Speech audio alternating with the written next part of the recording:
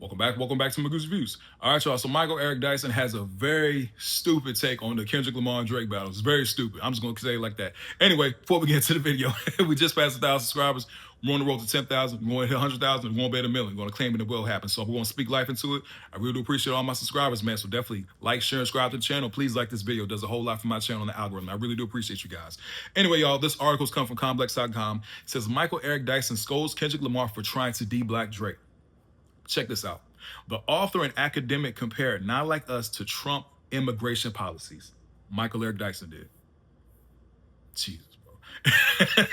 Anyway, 2 years after the release of Grammy-winning Kendrick Lamar's single Not Like Us, Michael Eric Dyson is scolding the rapper for trying to revoke Drake's black card on the track.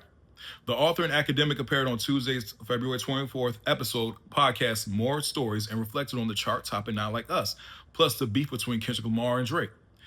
In his argument, Dyson compared K-Dot questioning Drake's blackness to President Donald Trump profiling immigrants. I got to read that one more time because that sounds ridiculous as it did coming out of his mouth.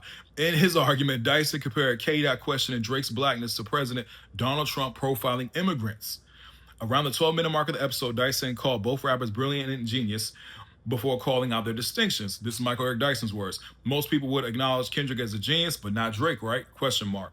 He continued, Drake is commercially viable. He's a monster. He sells records, but is he deep? Question mark. Drake is being indicted by Kendrick Lamar implicitly and explicitly. Not Like Us is a perfect anthem for President Donald Trump, Dyson said. The author explained he attended last year's Super Bowl when Kendrick Lamar headlined the halftime show. Great halftime show. That's me. The said he would that he didn't see a major difference between the track and the theme of Trump's presidency. You are not like us. You are Somalian. You're Ethiopian. You're Eastern. You're Mexican. You're whatever. Fill in the blank. You are Haitian, Dyson said. And so to me, the very theme, forget the song. The song is a song, whatever you think about it. But the notion itself is a man distinction, a big distinction, us versus them, and they're trying to de-black Drake. All right, I'm going to stop right there.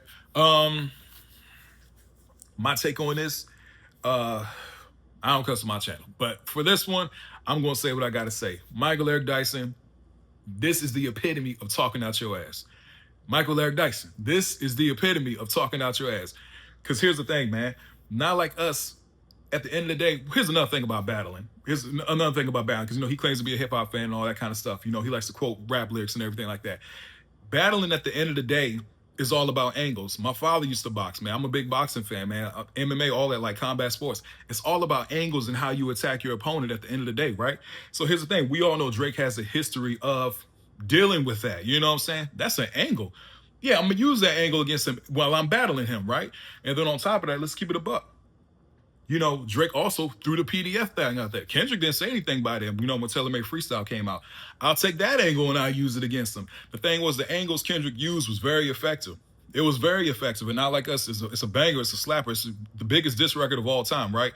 We never seen a diss record do what it did. Never before, you know what I mean? But at the same time, the angles that Kendrick Lamar used was very effective. But I'm being honest, man, it sounds like he got some PTSD right here. I mean, he was showing his OVO card, and that's cool if you're a Drake fan. There ain't nothing wrong with that.